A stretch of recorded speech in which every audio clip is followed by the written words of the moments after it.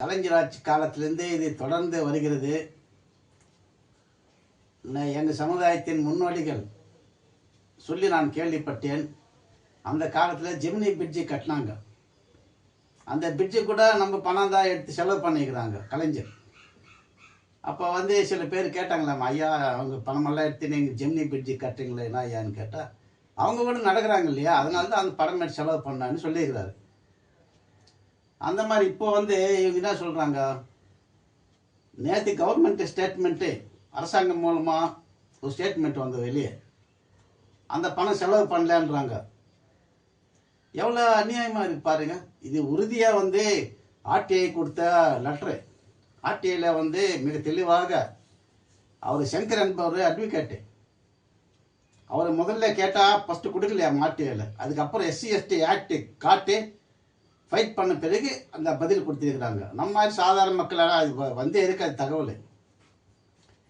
அவர் மூலமாக இப்போ இந்த தகவல் வெளியே வந்தது.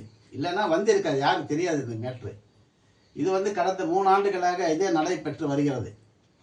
யார் பணம் யார் கொடுக்கறது? இவங்கெல்லாம் என்ன நினைக்கிறாங்களா, நான் இந்த சமுதாயம் இப்படியே இருக்கணும், இந்த சமுதாயம் வளரக்கூடாது என்ற ஒரு இவங்களுடைய நினைப்பு. வேறு ஒன்றுமே இல்லை எங்கள் விஷயம். இந்த சமுதாயத்துக்கு எதுவும் செய்யக்கூடாது. 1000 கணக்கில் அவங்க ஐடி ஃபைல் பண்ணுறாங்க, அவங்களுக்கெல்லாம் கொடுக்கல. இப்போ எங்களுக்கு பணம் எடுத்துட்டு எங்களுக்கே கொடுக்கல. இப்போ என் குடும்பத்துக்கு வரல. கேட்டால் நீங்கள் ஐடி ஃபைல் பண்ணுறான்றாங்க. ஆமாம், ஐடி ஃபைல் பண்ணுறதா. இப்போ எங்கள் பணம் எங்களுக்கு கொடுக்கறதுக்குன்னா, இப்போ எஸ்சி மக்கள் பணம் எஸ்சி மக்களுக்கு முழுசாக கொடுக்கலையே, அது இல்லையே. அதாவது செய்திருந்தால் ஒரு சந்தோஷமாக பரவாயில்ல, எல்லாரும் கொடுக்குறாங்கன்னா ஒரு திருப்தியாக இருக்கும். அதில் பாதி பேர் கொடுத்து மற்ற எல்லா சமுதாயத்தையும் சேர்த்து இந்த பணம் செலவு பண்ணுறாங்க. இது எந்த விதத்தில் நியாயமே இல்லை. இப்போது அம்பேத்கர் சட்டத்தின் மூலமாக அந்த ரிசர்வேஷன் தொகுதியில் எம்எல்ஏ இருக்கிறாங்க. அவங்க ஒரு எம்எல்ஏ கூட இதை பற்றி சிந்திக்கவே இல்லை, பேசலை, இதை பற்றி வாயே திறக்கலை. சரி, சமுதாய தலைவர்கள் எத்தனை பேர் இருக்கிறாங்க தமிழ்நாட்டில், அவங்களும் கேட்கல. இல்லை, அவங்களும் கேட்கல. சரி, விடுதலை சிறுத்தைகள் தலைவர் அவர் ஒரு ரெக்கக்னைஸ்டு எஸ்சி லீடர்னு ரெக்கக்னைஸ்டு. அவரை சொல்லிக்கலாம் நான் பொது தலைவரான, அதெல்லாம் ஒன்றும் இல்லை.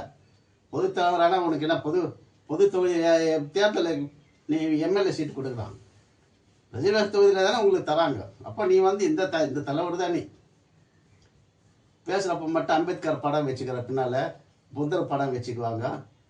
ஆனால் சொல்கிறது மட்டும் பொது தலைவர். அவர் கூட இதை பற்றி இது வரலும் கேட்கல.